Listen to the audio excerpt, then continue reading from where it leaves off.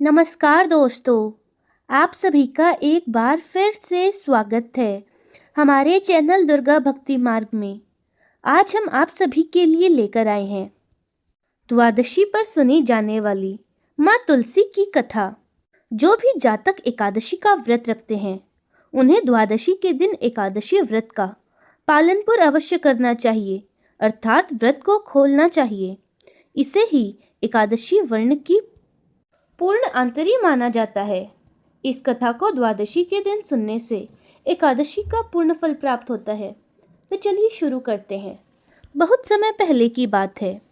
अम्बरीश नाम का एक राजा जो भगवान का परम भक्त था। राजा अपनी पत्नी के साथ 12 महीनों की सभी एकादशियों का व्रत पूर्ण श्रद्धा भाव से किया करता था। एक बार राजा और रानी एकादशी का व्रत करके गोदान करने जा रहे थे कि तभी दुर्वासा ऋषि उनके शिष्यों के साथ राजा के महल पधारे।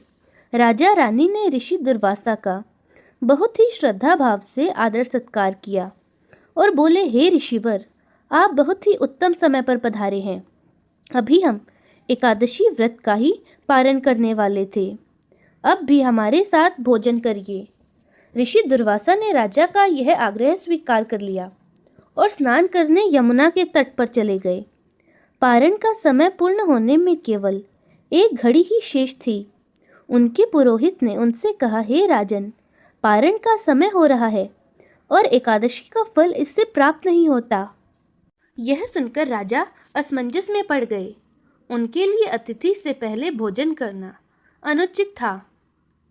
उनके गुरुजी ने कहा, हे राजन, यदि आप ठाकुर जी का चरण व्रत ग्रहण कर ले तो अतिथि का अपमान नहीं होगा और आपके उनके व्रत का पालन पूर्व भी हो जाएगा और इससे एक भयंकर राक्षसी उत्पन्न होगी। और यही हुआ। वो राक्षसी राजा अम्बरीश की ओर बढ़ने लगी।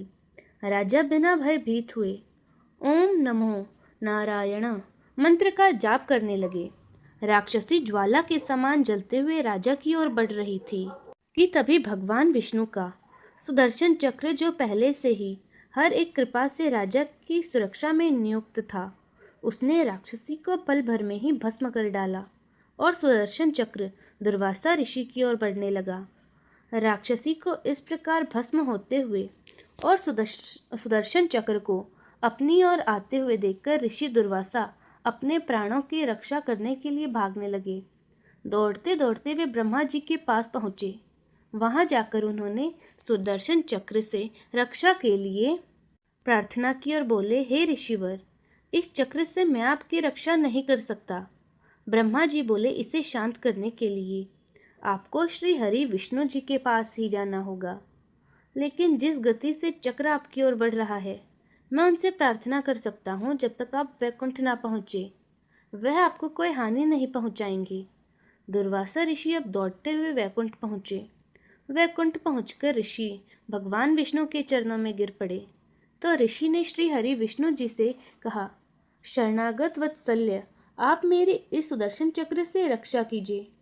तब भगवान श्री हरि बोले, मैं स्वतंत्र नहीं हूँ, मैं तो भक्तों के पराधीन हूँ, इसीलिए आप उन्हें महाराज राजा अम्बरीश के पास ही जाएं, वही आपकी रक्षा कर सकते हैं। उधर दूसरी ओर राजा अम्बरीश को दुख था कि उनकी वजह से ही ऋषि अपनी जान बचाने के लिए बिना भोजन किए ही वापस लौट गए। इसीलिए राजा अम्बरीश भी जल पीकर 1 वर्ष तक ऋषि की प्रतीक्षा करते रहे। वर्ष भर बाद जैसे ही दुर्वासा ऋषि भागे थे, वैसे ही दौड़ते दौड़ते राजा के पास आए और महल में जाकर राजा के पैरों में गिर पड़े और उनके पैर पकड़ लिए। ब्राह्मण के द्वारा पैर पकड़े जाने पर राजा को और भी दुख हुआ। उन्होंने ऋषिवर को आश्वासन दिया और स्वयं भगवान श्री हरि की स्तुति करने लगे और सुदर्शन चक्र को शांत करने की प्रार्थना की। इस प्रकार राजा अम्बरीश ने भगवान विष्णु से प्रार्थना की कि वे अपने सुदर्शन चक्र को वापस लौटा लें और राजा अम्बरीश की प्रार्थना सुनकर भगवान श्री हरि ने अपना सुदर्शन चक्र रोक लिया और ऋषि दुर्वासा के प्राण बच गए। इस प्रकार राजा अम्बरीश की वजह से ऋषि दुर्वासा के प्राणों की रक्षा हुई। तो यह थी आज की द्वादशी की व्रत कथा। एकादशी व्रत के पारण के दिन यानी कि एकादशी से अगले और द्वादशी के दिन यह कथा अवश्य सुननी चाहिए। इसके बिना एकादशी का व्रत अधूरा ही रह जाता है और उसका पूर्ण फल हमें प्राप्त नहीं होता। तो दोस्तों, अगर आपको यह वीडियो अच्छी लगी तो वीडियो को लाइक करें, शेयर करें और हमारे चैनल दुर्गा भक्ति मार्ग को ज़रूर सब्सक्राइब करें। धन्यवाद।